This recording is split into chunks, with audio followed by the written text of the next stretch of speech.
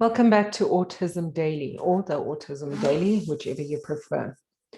Are there any diseases that have similar symptoms to autism? So I can understand why people ask this question.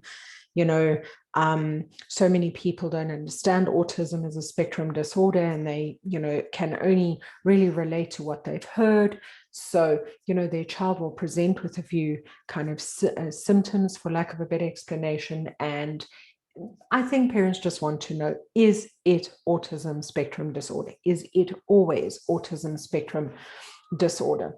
So there are related disorders, or disorders that may present very similarly to autism. Let's have a look at what some of these are. So I just want to start by saying that when you start looking at things like general developmental delays, you're looking at language delays, you're looking at problems with gross motor development or clumsiness, hypersensitivity to sounds, hand flapping, even eating, these kinds of things can present themselves in a wide variety of disorders. But what you're going to find is when we start looking at some of the other disorders, that there are other challenges that are not present in autism. So you might find that, a Prader-Willi syndrome may have, the child may have blood pressure problems, or the child may have elevated calcium levels, where in autism, those elements aren't necessarily a comorbidity at all. So very important for you to get your child diagnosed. There are a few, just to answer your question a little bit more straightforwardly. Let's look at them. There's tardive dyskinesia.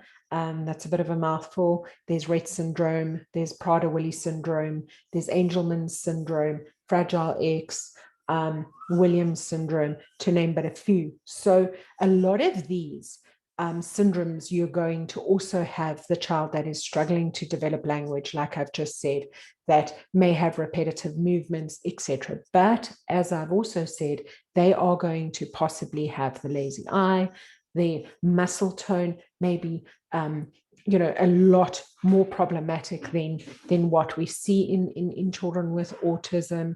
It may have a situation where the child also has flat feet, or cardiovascular difficulties. So again, I cannot stress this enough, particularly now, during autism, World Autism Month.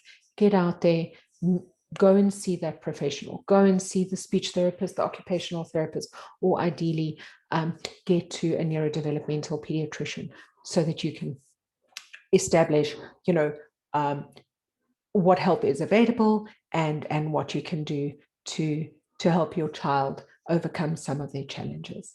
I would like to thank you for joining us today. We look forward to seeing you all again soon. Have a good afternoon.